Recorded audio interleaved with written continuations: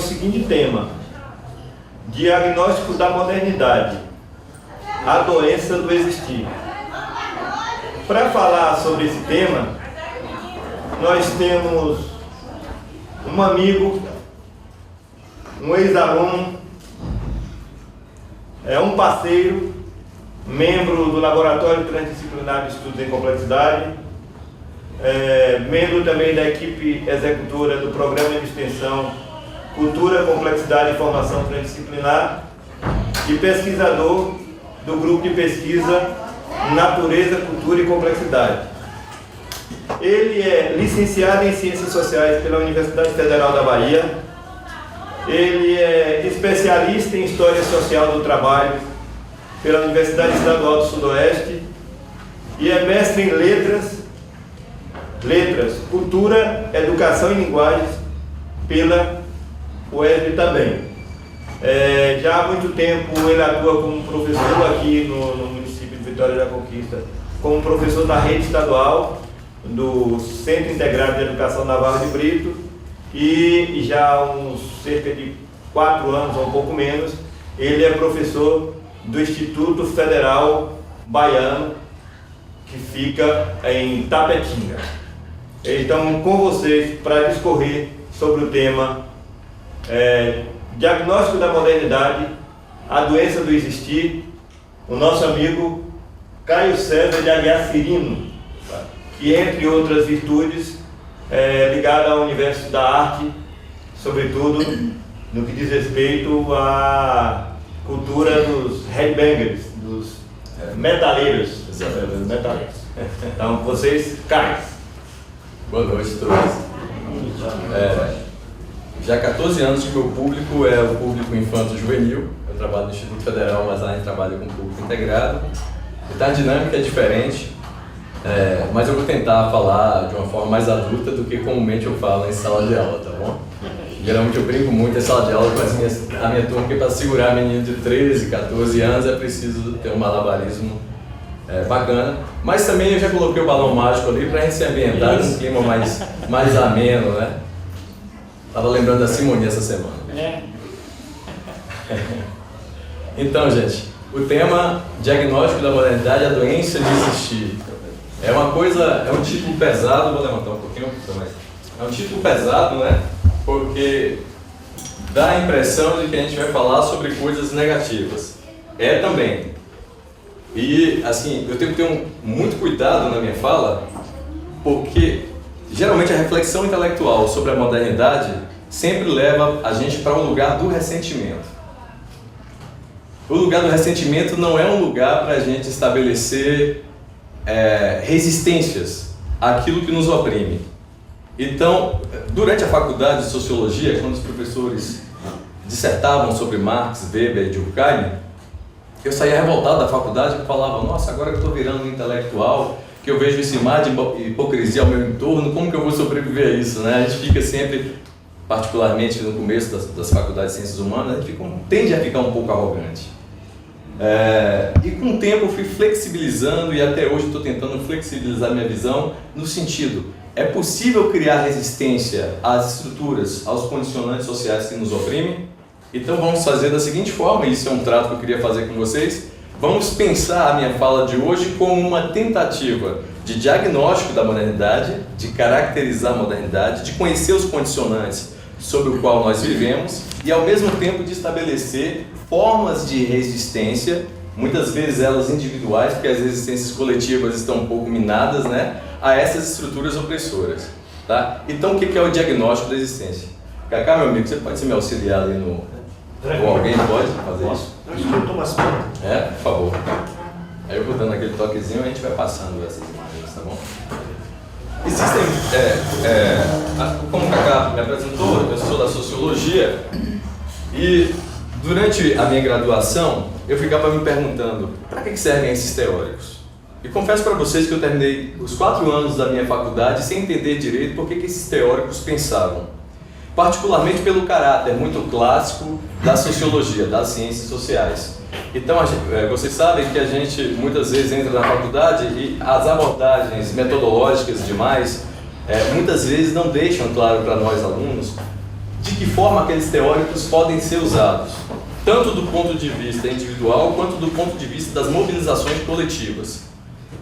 Nos últimos 5 anos, a partir do momento que eu fiz a parceria com o meu professor Carlos Alberto, aqui no LabTES, eu comecei a perceber que as ciências sociais, ela também pode ser, eu vou usar uma palavra que eu não gosto muito, mas que é necessário ser dita, ela pode ser pragmática, ela pode ser útil e ela pode extravasar seu caráter extremamente teórico, ou pelo menos a forma como os professores se debruçam muito teoricamente e metodologicamente sobre esses autores. Eu selecionei alguns autores para a gente fazer, a princípio, o diagnóstico da modernidade. E por que esse diagnóstico da modernidade nos leva à conclusão de que existir se tornou hoje sinônimo de adoecer? Então vamos um passo a passo.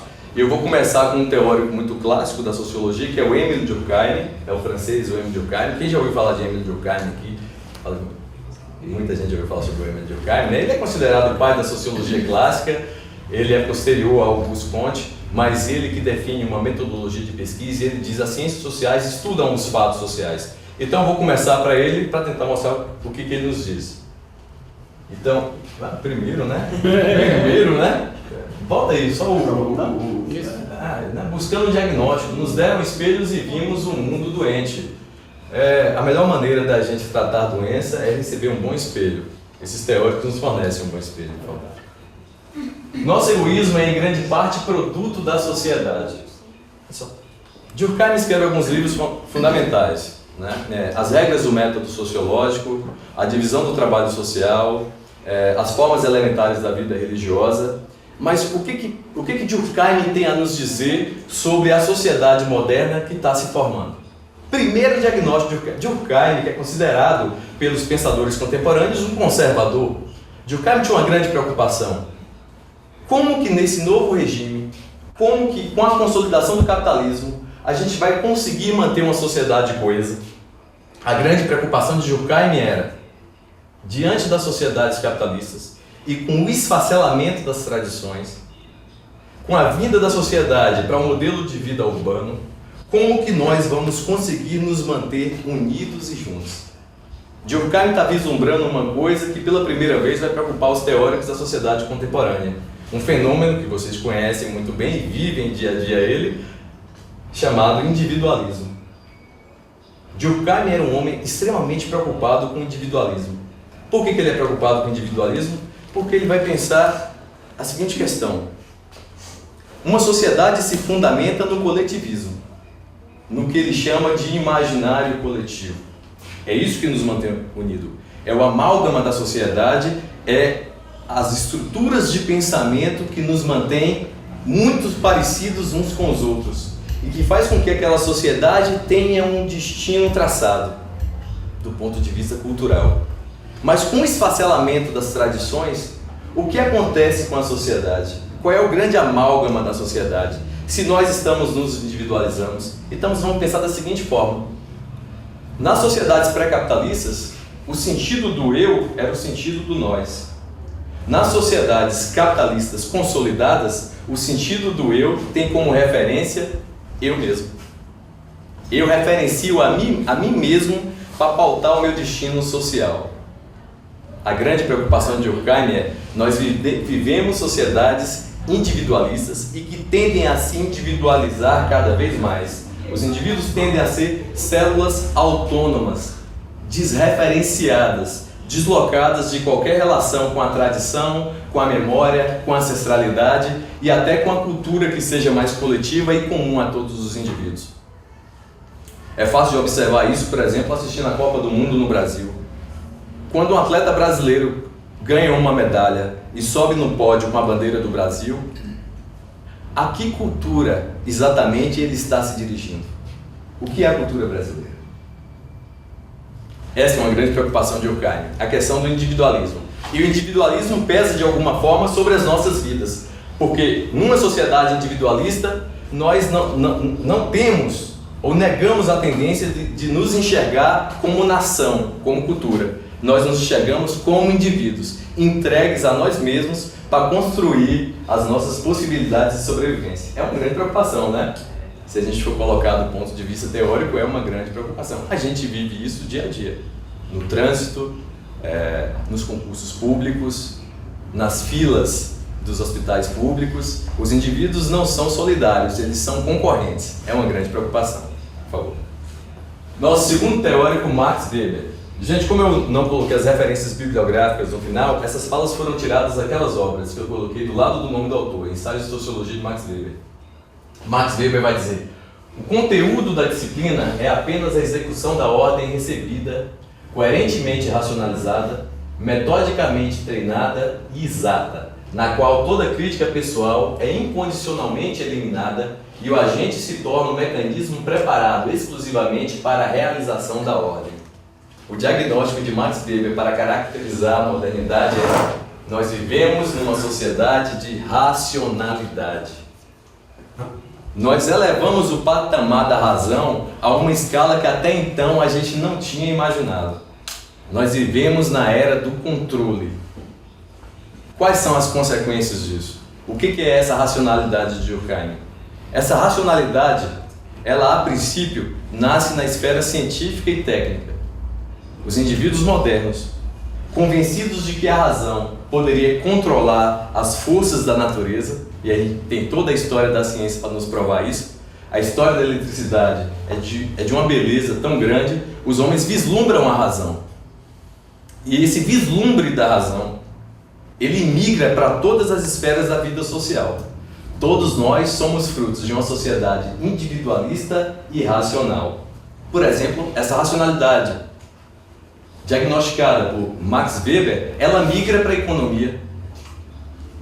O processo produtivo, a racionalização, os métodos de produção fordista e taylorista é o reflexo de uma sociedade que quer condicionar todo o processo produtivo e toda a coordenação motora humana a uma eficiência de produção. Quem já viu o filme Tempos Modernos, de Charles Chaplin?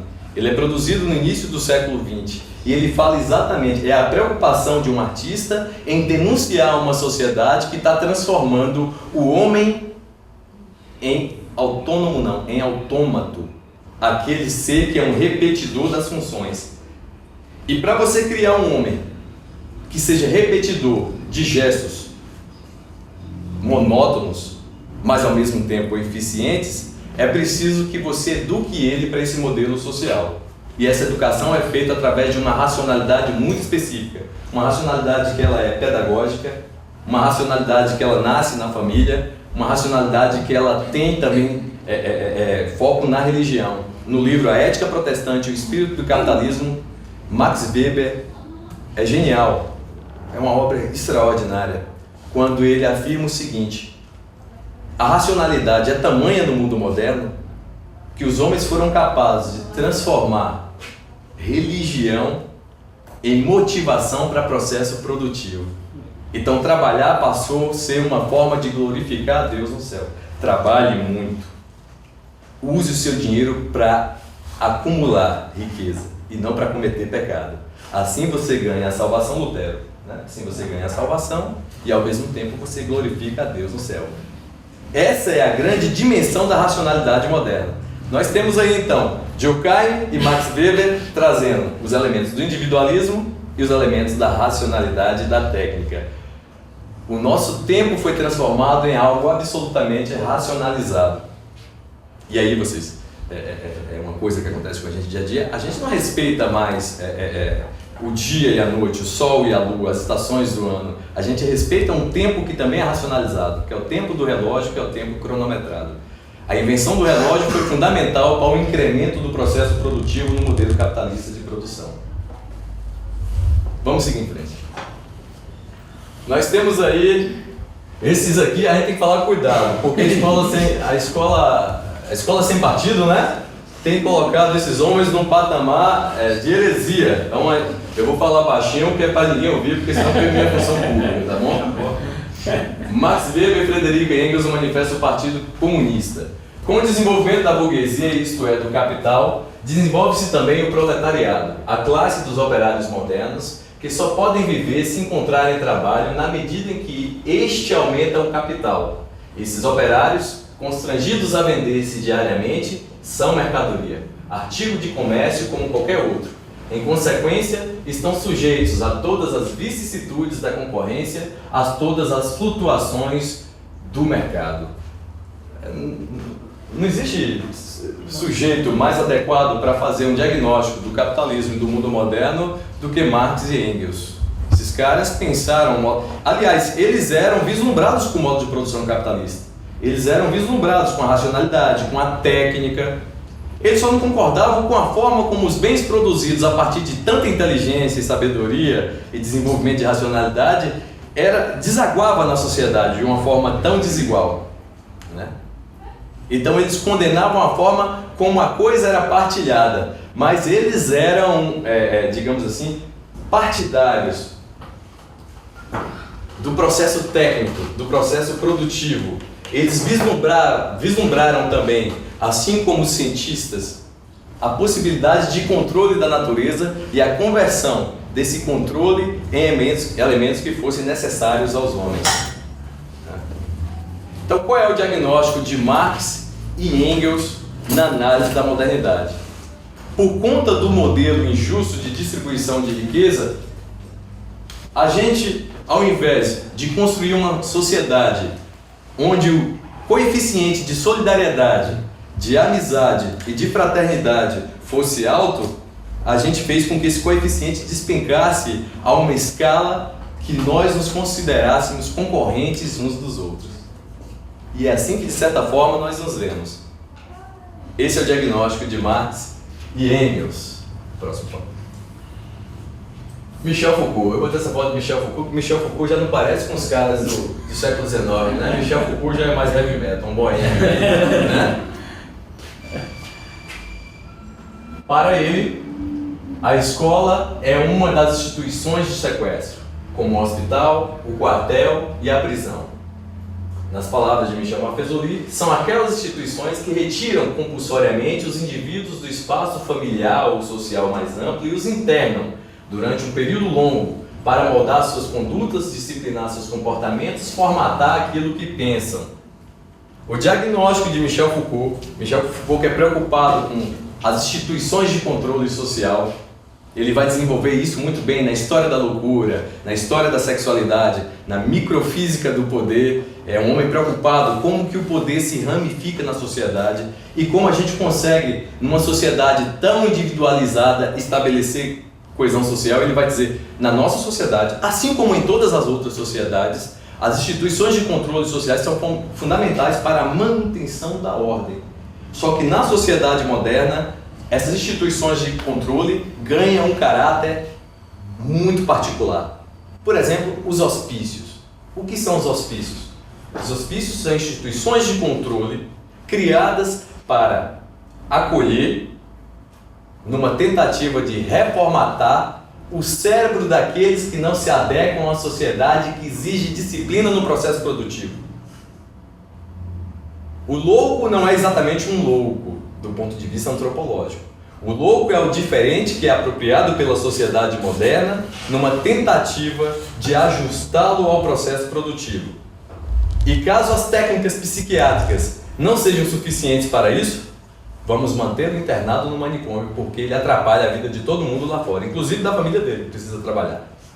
Hoje é uma discussão muito rica, puxada principalmente pelos movimentos antimanicomiais sobre isso, né? E assim é com as prisões. Um indivíduo que não se adequou ao processo produtivo, que tem uma vocação a usurpar, a roubar, a sequestrar os bens do outro, ele é acolhido numa tentativa de ressocialização, e as escolas são a primeira tentativa. Aí nós estamos falando sobre socialização secundária, né? As escolas são uma tentativa pedagógica, fisioterapêutica, que, segundo uma expressão de Michel Foucault, sequestra os meninos novinhos. Os meninos com 3 anos hoje estão indo para as escolas, né? Para que eles sejam docilizados, tenham os corpos docilizados, para se manterem em posição de obediência e de disciplina no processo produtivo. Tanto é que os meninos hiperativos, coitados, estão sofrendo demais com a Ritalina, né? Os hiperativos. Geralmente numa sala de ciências humanas, isso um professor de sociologia me falou uma vez, olha, muitos de vocês estão aqui no curso de Sociologia para resolver problemas que vocês não resolveram em casa nem na igreja. Aí vem um monte de doido para cá para tentar encontrar a solução para os seus labirintos emocionais. Assim é na filosofia, assim é na psicologia e por aí vai, assim na história, nas letras. Então, talvez aqui nessa sala nós tenhamos aí casos de indivíduos hiperativos mal compreendidos que gerou uma revolta juvenil extraordinária que fez com que a gente buscasse espaços de acolhimento nas faculdades de ciências sociais.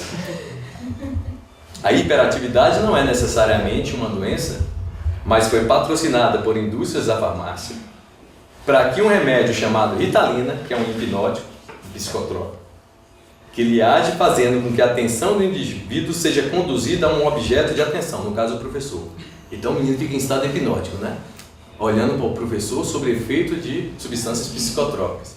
Perceba como o modelo de produção capitalista, a sociedade disciplinar, as indústrias da farmácia e os especialistas em psiquiatria e psicologia estão unidos tentando dar um direcionamento para os hiperativos que nada mais são do que indivíduos diferentes, mais ativos, mais curiosos, mais intuitivos, mais sensíveis, talvez até mais inteligentes do que os outros, mas que aquelas características tornam-se um problema.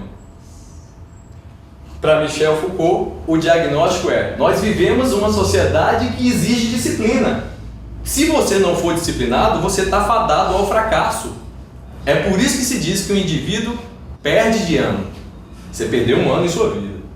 E é tão difícil desconstruir essa ideia, até os alunos falam: professor, eu perdi de ano, chorando. Aí a gente fala assim: não, você só foi retido. Tem uma expressão? Você foi retido. Conservado. Você foi conservado, né? Você foi conservado para você superar suas dificuldades cognitivas. O aluno, não, professor, eu perdi de ano, minha mãe vai me matar quando eu chegar em casa, né? Porque a sociedade funciona muito bem, os mecanismos emocionais e pedagógicos funcionam muito bem. O indivíduo se sente um fracassado. Por isso que ele diz que ele perdeu, literalmente, ele perdeu de ano, ele perdeu um ano na vida dele, né? Aí ele, se comparando com um coleguinha, ele fala: quantos anos você tem? Eu tenho 17. Pô, já tenho 18, já era pra estar na faculdade, né? Um sentimento de derrota. Os meninos com 16, 17 anos, 18 anos, muitas vezes se sentem envelhecidos. O professor já era para eu estar na faculdade. Ou seja, a sociedade funciona muito bem com esses mecanismos de persuasão e de coerção, né, emocional, que forçam eles a engrenar de fato no processo de produção rápida. Vamos aí para um teórico que é muito pouco usado na sociologia, mas que a gente vem reestabelecendo uma comunicação com Georg Simmel, um alemão. Ele escreve um artigo. Na verdade, ele não escreveu um livro, ele escreveu vários artigos sobre a sociedade moderna, as grandes cidades e a vida do espírito. O Georg Simmel, ele era sagaz. Ele ficava observando como que o indivíduo se comportava diante das grandes mudanças globais, estruturais, particularmente nas cidades grandes. Ele é o pai da chamada microsociologia. Ele vai dizer o seguinte: o que está acontecendo na cabeça das pessoas que habitam as cidades grandes, já que elas estão submetidas a um processo de aceleração da vida? O que é o processo de aceleração da vida? Por exemplo, um folhetim ou um jornal de final de semana, como a Folha de São Paulo, possui mais informações do que um indivíduo apreendia em toda a sua vida na Idade Média. Esse aumento da quantidade de informações, segundo Georg Simmel, deixa a gente em constante déficit com a quantidade de informações que a gente precisaria absorver para se manter produtivo. Imagina isso na cabeça da gente. Professor, por exemplo. Quem é professor aqui? Não são muitos, né? Mas quase todos serão. A gente está sendo forçado ultimamente a engrenar nas tecnologias de informação e comunicação voltado para a educação. Quando a gente começa a fazer um curso desse, gente, parece um curso de tecnologia da informação mesmo, porque a exigência é tamanha que você se sente angustiado. Como que eu vou acompanhar tanta coisa? E isso gera um déficit na cabeça da gente. Então, Georg Simmel, ele vai fazer o diagnóstico dessa característica do mundo moderno. Muita informação, muita velocidade, muita aceleração, de forma que ele caracteriza a vida moderna como uma vida marcada por um estilo de vida nervoso. Ali, a intensificação da vida nervosa e seu impacto sobre o psiquismo e sobre a subjetividade humana. Georg Simmel vai chegar ao ponto de dizer: o ser humano moderno, para se resguardar, para se manter preservado, para manter a sua sanidade intacta, ele desenvolveu uma estratégia. Os indivíduos das grandes cidades, os da pequena cidade, quando vão para a grande cidade, sofrem o impacto. Que é a estratégia da retenção. A estratégia da retenção é a seguinte: imagine se você tivesse que falar com todos os indivíduos que passam por você no centro da cidade de Vitória da Conquista, como é nas cidades pequenas ou na roça. Oi, né? Oh. Aí você nem conhece, você fala, né? Você não tem condições de fazer isso. Então, imagine que você tivesse que conversar com todas as pessoas que sentam numa mesa coletiva de um self-service, de um comida aquilo, né? Essa foi a coisa que eu mais estranhei em Salvador, quando eu fui em 1995 fazer faculdade. Quer dizer, sentar numa mesa com muitas pessoas e não poder estabelecer com elas uma comunicação verbal, para mim soava de uma falta de educação tamanha. E eu ficava olhando para aquelas pessoas, será que... E eu tímido, né? Não vão puxar uma conversa aqui, eu puxo, não puxo. Mas geralmente estavam muito mal-humoradas e comiam, engolindo a conversa, que quando eu pensava em fazer isso já era tarde, já estava na hora de sair. E eu comendo como um menino do interior, né? Ainda mastigando. Perdi essa habilidade também com o tempo que eu passei em Salvador. Então, a chamada intensificação da vida moderna fez com que o ser humano se tornasse um indivíduo retido, um indivíduo resguardado da comunicação com o outro. Ele precisa estar concentrado no seu papel de ser produtivo. E para isso ele não pode dispersar energia perdendo tempo com conversas, com outdoors que chamam muita atenção, com a entrada no shopping porque uma vitrine chamou a atenção. Ele precisa desenvolver a estratégia do autocontrole, né? Vamos filtrar só aquilo que é absolutamente necessário para eu me manter ativo no processo produtivo. Não há espaço para contemplação nem para reflexão filosófica. Ou o cachorrinho vai ser atropelado, deixa ele salvar. Não dá tempo, deixa morrer. Então este é o diagnóstico do Georg Simmel, um teórico também muito interessante de ler. Recomendo esse artigo dele, As Grandes Cidades e a Vida do Espírito. É isso aí, vamos lá. Olha só, gente, volta um pouquinho. É porque é o seguinte, eu sou meio... Eu faço as coisas, aí tem umas na cabeça, tem umas lá, umas cá. Tem outros teóricos que eu poderia citar, mas o tempo não permite. Eu poderia citar Norbert Elias e o nosso desejo de ser civilizado. Eu poderia citar Walter Benjamin e a forma como as vitrines, o shopping center nos chamam a atenção e nos fazem ser felizes. Poderíamos citar todos esses teóricos, mas vamos ser um pouquinho mais objetivo. Todo esse diagnóstico da modernidade nos leva a um modelo de vida que exige da nossa subjetividade, do nosso psiquismo, do nosso corpo, uma força, uma habilidade, uma resiliência e uma resistência muito grande. Muito grande.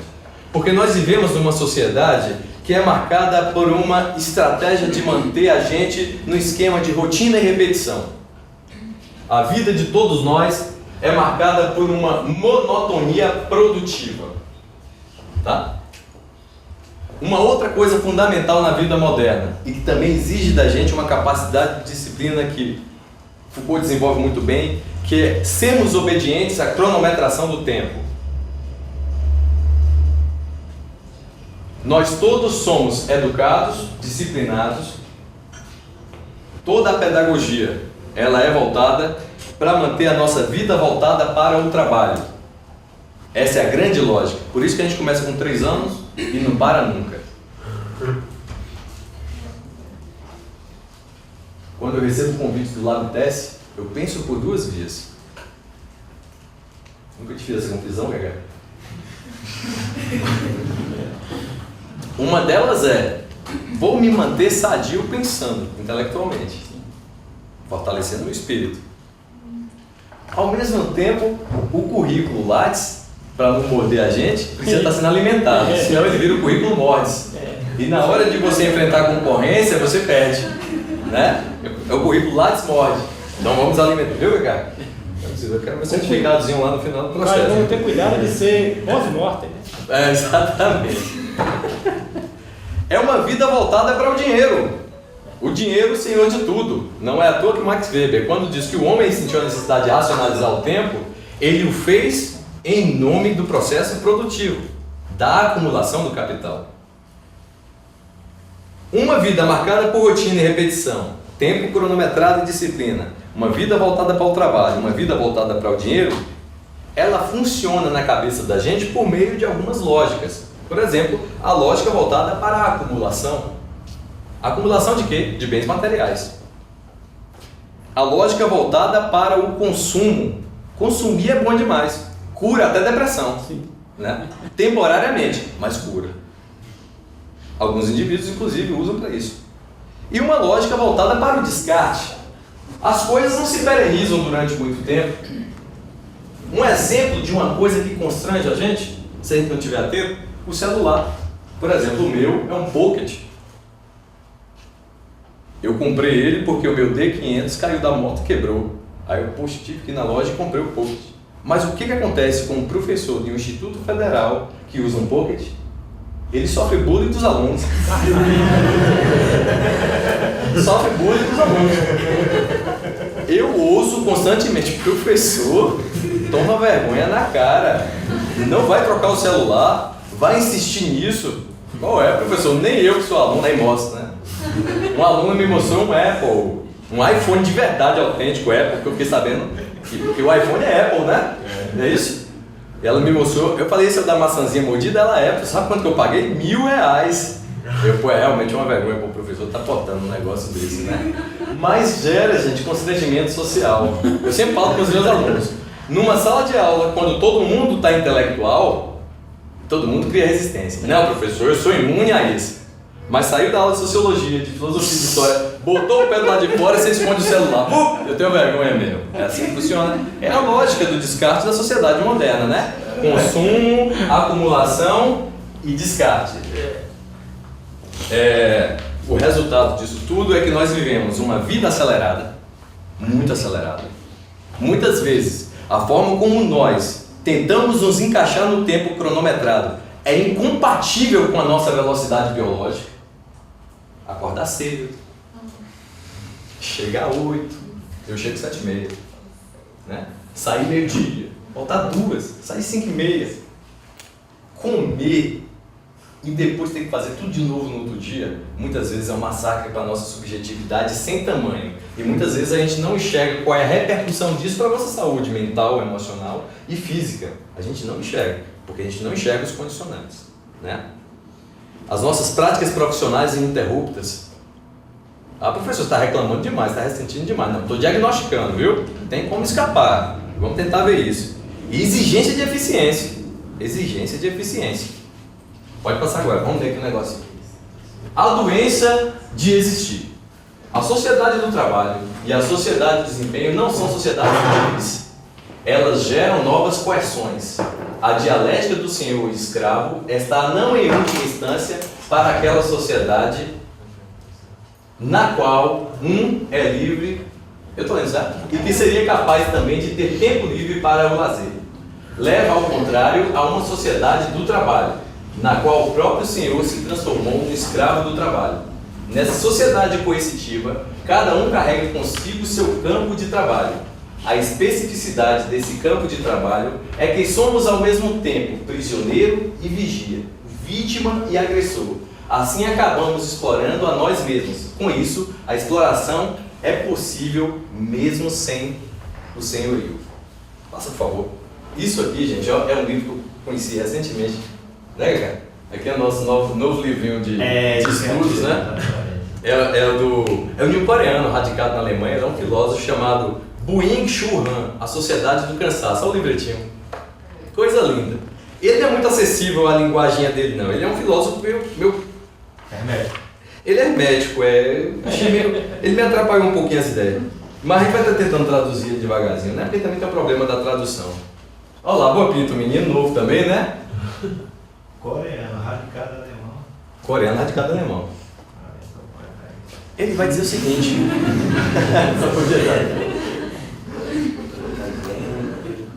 Ele vai dizer, olha, Foucault tá certo. A gente vivia até uns 50 anos atrás nas sociedades, nas chamadas sociedades disciplinares. A sociedade disciplinar é a sociedade da negatividade. Ou seja, tudo é não.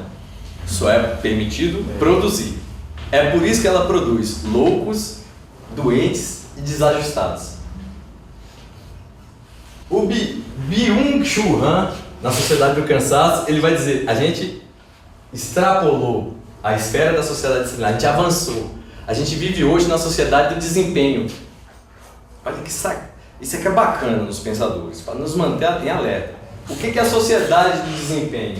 É a sociedade do yes we can, ou seja, nós podemos. É a sociedade do mundo sem fronteiras. A publicidade está aí para provar. Eu estava vendo a propaganda do perfume Quasar, da Boticário, e o slogan é, não pare. Meu Deus do céu, eu estava pensando em parar, o povo fala não pare, eu vou acelerar. Né? O que é a sociedade do desempenho? A sociedade do desempenho é aquela sociedade desregulamentada. Como hoje em dia, os trabalhos regulamentados por carteira profissional e por longevidade de carreira estão cada vez mais raros, a PL 259 vai estar provando o declínio da carreira pública como talvez o último sintoma da sociedade disciplinar e o ingresso efetivo na sociedade de desempenho. Como a sociedade está cada vez mais desregulamentada, o indivíduo trabalha 8 horas por dia, 10 horas por dia, e quando sai do trabalho vai fazer bico. Ou seja, ele se sente na obrigação e ele se obriga a produzir mais para incorporar ao salário dele, aos ganhos dele. O indivíduo é autoexigente. É por isso que para Byung-Chul Han, nós saímos de uma sociedade que produz doentes psiquiátricos, loucos e desajustados e criminosos, e ingressamos na sociedade dos depressivos. O depressivo para Byung-Chul Han nada mais é do que o homo laborens, o homem da fábrica, o homem que labora e que exige de si mesmo sacrifícios no qual ele tem um elemento fundamental como barreira, os seus próprios limites. O corpo é o grande empecilho do homem do desempenho. Eu quero trabalhar, eu preciso produzir, eu quero ganhar dinheiro, eu preciso consumir para manter meu status, mas o grande limite é o meu corpo que reclama toda hora que alguma coisa está errada. Esse é o diagnóstico do Byung-Chul Han para a gente ficar atento. É por isso que ele vai dizer que nós vivemos uma sociedade em que a depressão, a ansiedade, o pânico serão cada vez mais comuns na vida social humana. Passa por trás. E o tempo como é que tá aí? Não, tá tranquilo. Tranquilo? No contexto dessa lógica, um ramo que tende a levar muita vantagem é o da indústria farmacêutica. E nós, consumidores dessa indústria, como também consumidores de outras válvulas de escape, exageros gastronômicos, exageros estéticos, exageros móveis e imóveis, exageros psicotrópicos, exageros físicos, exageros emocionais, etc., estamos perdendo qualidade física e emocional de vida. Lembrando que trabalhar com dignidade e perspectiva de crescimento cognitivo e espiritual é a tônica da boa produtividade e fonte de matéria-prima para a felicidade nossa de cada dia. Isso foi uma carta, um e-mail institucional que eu mandei para os colegas do IF Baiano, porque, gente, nos últimos 2 meses veio uma avalanche de doença que eu falei, não, isso é epidêmico, não tem condições de um negócio desse não. É depressão, é estresse, é voz que some, é barriga que dói, é um monte de coisa que começa a aparecer e o quadro começa a desfalcar. Falei, vamos discutir o assunto, o que está acontecendo? Porque perceba só, existe uma onda, e aqui eu vou ser durkheimiano, existe uma corrente sociológica que atravessa a sociedade e sobre a qual a gente é incapaz de observar. E no qual também nós estamos imersos. Qual é essa corrente? A corrente da eficiência. Quando a gente está num grupo de trabalho, que os indivíduos falam assim, olha, eu vou trabalhar direitinho em 2016, quero ser eficiente, vou ser produtivo. O indivíduo fala isso, mas ele quer ser produtivo. Muitas vezes ele não quer ser eficiente. E muitas vezes ele acaba mutilando a subjetividade dele em nome da forma como as pessoas no entorno dele vão enxergar ele como profissional. Isso acontece muito nos ambientes de trabalho em que a gente está inserido. Então, quando todo mundo começa a querer ser eficiente, você não vai querer ser o preguiçoso. Você não vai querer ser o lento. Você não vai querer ser o atrasado. Você vai querer acompanhar o fluxo sociológico que está por trás dessa onda. Mas se esse não é o seu fluxo, os mais rápidos acabam puxando os mais lentos, né? Os mais rápidos demoram para cair, mas cai também, mas vai cair todo mundo em cadeia. Aí a gente teve que dar um freio. Vamos frear e ver os condicionantes que estão por trás dessas estruturas. É isso que a gente está tentando fazer aqui. Por isso que a gente está dizendo aqui que existir tem passado cada vez mais a ser sinônimo de adoecer, por conta desse ritmo sobre o qual a modernidade tem exigido da gente todos esses condicionamentos. Por favor. Eliane Brum, num texto chamado Exaustos e Correndo e Dopados, vai dizer o seguinte: há que se escutar o mal-estar e não calá-lo, vivê-lo num processo de interrogação, vivê-lo como um movimento, carregar os limites, sem confundir ter limites com estar paralisado. Não há potência total, não há tudo é possível, não há yes we can. Não ter potência total não é o mesmo que ser impotente. A ilusão da potência total é que acaba levando à impotência. Há potência em dizer não e há potência em não fazer. Como Butterfly, o personagem de Herman Melville intuiu: prefiro não fazer. Pode ser um ato de resistência e de reconexão com a própria humanidade. Essa Eliane Brum é uma jornalista que eu conheci recentemente, é uma brasileira, e ela escreve vários artigos que vale a pena ser lidos, mas esse gerou em mim um impacto extraordinário. Inclusive foi por meio desse artigo, Exaustos e Correndo e Dopados, que eu tomei conhecimento do livro do Byung-Chul Han, né? A Sociedade do Cansaço. Esse personagem do Herman Melville, para quem não conhece o Herman Melville, é o pai do Moby Dick, que escreveu Moby Dick, é um escritor do final do século XIX, norte-americano, e ele vai... esse livro... Passa aí, por favor. Acho que tem um livro aqui na sequência. Não tem um livro não. Volta. Não tem um livro não. Depois eu vejo o nome desse livro. É um personagem que é o seguinte: um advogado, ele tem um escritório e tem 2 funcionários. E os 2 funcionários sempre reclamam, irritados, que estão muito sobrecarregados. Ele então contrata esse Butterfly para ser o 3º funcionário. O cara é muito eficiente. Só que depois de um tempo, o Butterfly, ele se recusa a fazer qualquer atividade que não seja atividade para o qual ele não foi contratado, ou seja, copiar. Ah, você pode ir na esquina comprar? Não, não posso, prefiro não ir. E toda a resposta que ele dá para o chefe dele é: prefiro não fazer, prefiro não ir. O chefe fica curioso com o cara. O que esse cara tem? Qual a história de vida dele? Você pode me contar um pouquinho da sua vida? Prefiro não contar. Aconteceu alguma coisa com você na infância que te levou a ser tão excêntrico assim? Prefiro não dizer. Então ele passa a obra toda se negando a falar sobre ele e se negando a cumprir atividades. Na verdade, é uma estratégia de narrativa muito interessante, porque não acontece nada no livro, é só isso, gente. Não acontece nada, o mistério não é resolvido. Mas você só consegue parar de ler o livro no final do livro, porque é uma estratégia de narrativa criada pelo Herman Melville para manter o leitor preso, né? É uma estratégia de narrativa. Quem narra é um observador participante, um observador personagem no livro, que é o próprio chefe do gabinete. Mas a gente está precisando,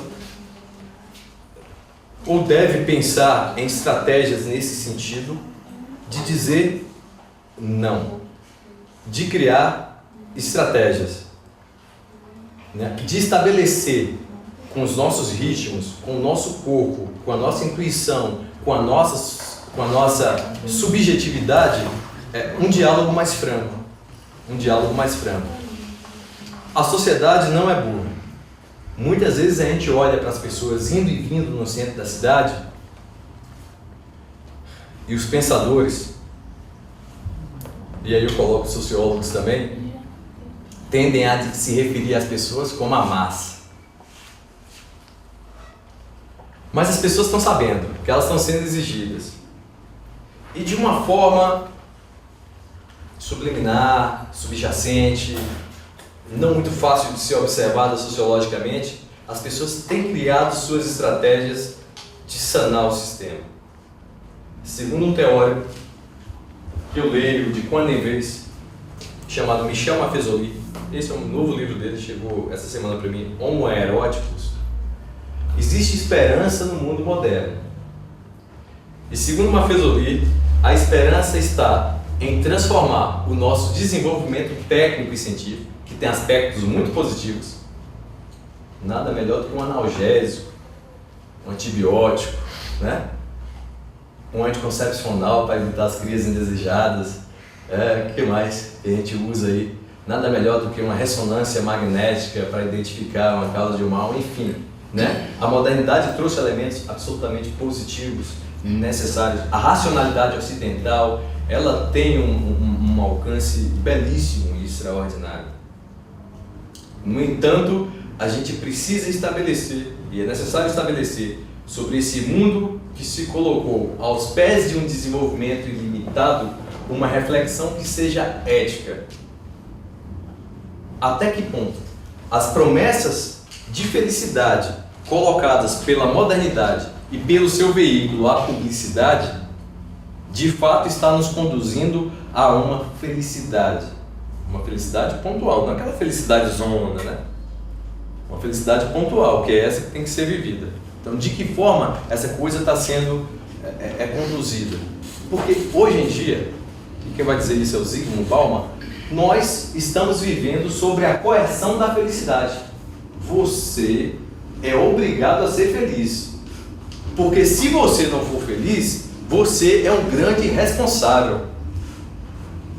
Você não provou sua eficiência no modelo de produção que garante a todos a liberdade de produção e a livre concorrência. E aí muitas vezes você está lá tristinho ou reflexivo, tem muita gente que é contemplativa, né? Fica meia hora olhando para aquele ventilador. Alguém chega e fala: ei, tá triste por quê? Não tô triste não, tô pensando. Não, vamos lá, levanta daí. Vamos lá, porque tem coisas a fazer e a gente não pode se entregar a esse estado espiritual. Não é assim, gente? Então, o chamamento aqui é de um diagnóstico para a gente encontrar as vias possíveis e alternativas de uma cura necessária. Saber envelhecer é a obra-prima da sabedoria e um dos capítulos mais difíceis na grande arte de viver. Eu fecho aqui dizendo sobre a tragédia que tem sido envelhecer no mundo de hoje. É uma outra grande doença, a velhofobia, idosofobia, ou o nome que se queira dar isso. Isso também é um diagnóstico de uma sociedade cujos indivíduos acham que vão viver ilimitadamente, indefinidamente. Importante também se debruçar sobre as limitações do nosso corpo, da nossa subjetividade, da nossa sensibilidade, como também a própria limitação da vida que nos dá um tempo. Ou você usa o tempo que você tem para viver de forma plena os elementos que estão sendo gritados dentro da sua subjetividade, dentro da sua psique, dentro do seu corpo, para que você seja feliz, ou que você viva uma vida de cópia, de imitação. E talvez isso pese no final do processo de uma forma horrível, né? Aquela ali é a Eliane Brum, viu? A do artigo, olha como ela é bonitinha. E agora, acho que aí... aqui sou eu, meu filho, o Theo. E esse aqui me deu uma desacelerada, porque ele falou: agora eu vim pro mundo, você vai ter que ficar em casa. E aí, como é que você vai lidar com isso? Caramba. Né? Aí você tem que parar e falar assim: poxa, a vida está aqui agora, né? E por conta disso, a gente vem também fazendo uma reflexão sobre a forma como nós desejamos gestar as novas gerações. Uma geração voltada para uma relação saudável com as emoções e com o mundo e com a natureza, ou uma geração como a nossa, tentaram nos corromper, né? Tentaram nos amordaçar, tentaram nos convencer de que a via possível é a via produtiva, e, no entanto, nós chegamos a esse estado de coisa em que os grandes teóricos categorizam a nossa geração como a geração dos depressivos, dos tristes, dos melancólicos, e daqueles que não conseguem se agarrar a um ideal pleno na construção do seu destino social. Não é isso que a gente vai querer para os menininhos, né? Então vamos ser felizes.